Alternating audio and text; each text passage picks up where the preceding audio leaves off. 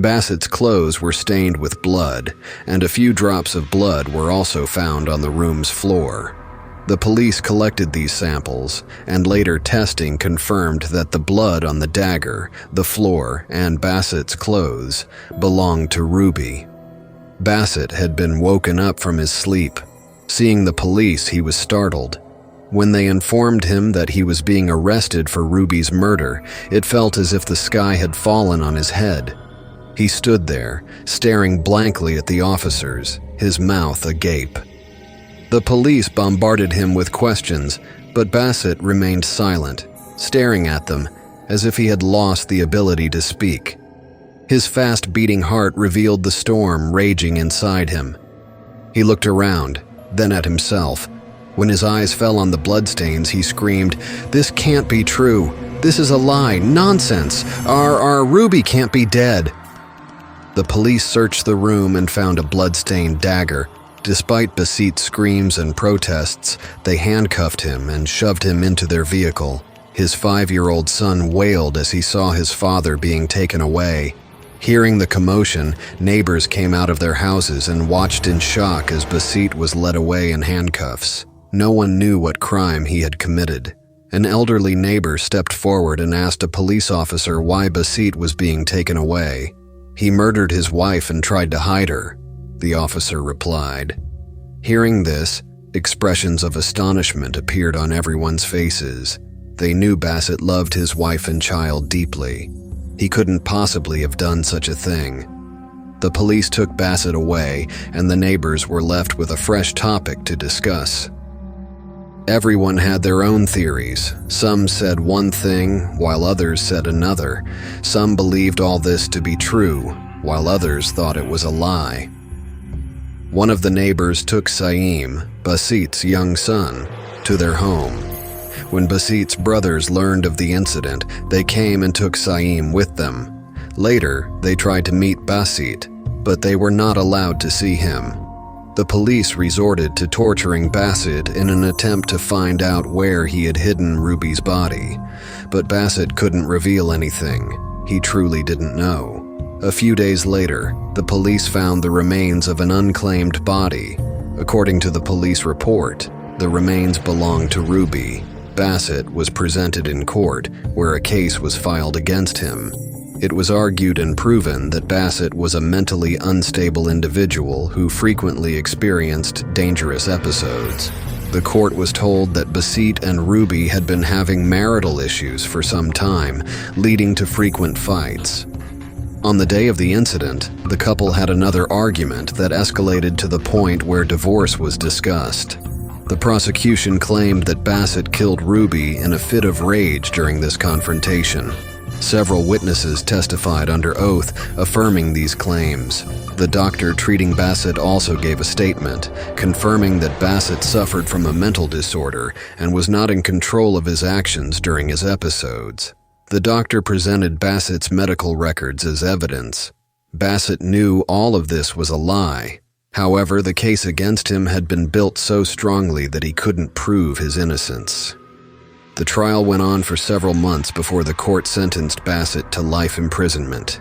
Neither Bassett's in-laws nor his own family came to his aid. His in-laws considered him guilty, while his siblings, perhaps driven by greed, stayed away. They might have thought that everything Bassett owned would now belong to them.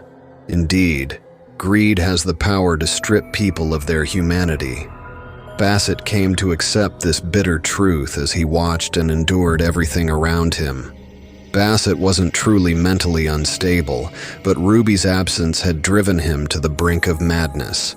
In court, he had spoken the truth, not to defend himself, but so that no one would think he had killed the love of his life. In any case, he wasn't in the right state of mind to even try to defend himself. After his sentencing, Bassett was sent to prison. It was only after spending some time there that he regained enough clarity to think properly.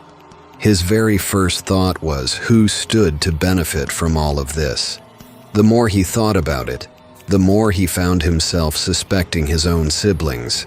However, Bassett struggled to believe that they could stoop so low, to the point of robbing a child of his heaven, his mother, and stripping Bassett of his entire world, all for greed. Bassett knew that his store, house, and the land he owned near the city were worth millions. However, his brothers also owned land, and its value was similar.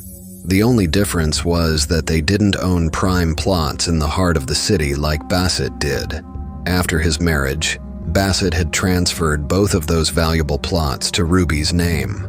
Bassett had purchased those plots long ago with his hard-earned money and by selling a small piece of land. Over time, their value had surpassed all his other assets, as buildings, markets, and plazas had sprung up around them. Bassett had planned to construct a plaza or a market on those plots, but he didn't yet have enough money to turn his vision into reality. He patiently waited for the day when he would save enough to fulfill his dream. Alternatively, he considered selling the land to fund the project. However, Bassett had decided that instead of selling the land, he would work hard, save money, and make his dream come true. He was working towards this goal, but the cruel turns of time trapped him in a whirlwind that not only destroyed his dreams, but also shattered his beautiful reality. Several people had approached Bassett, offering to buy the plots for exorbitant prices, but he had refused every offer.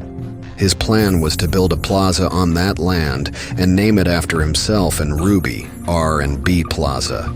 But that dream too was left unfulfilled. One comforting thing about time is that no matter how it is, it passes.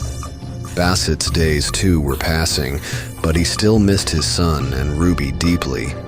Whenever memories of them resurfaced, even the balm of time couldn't stop the wounds from bleeding again.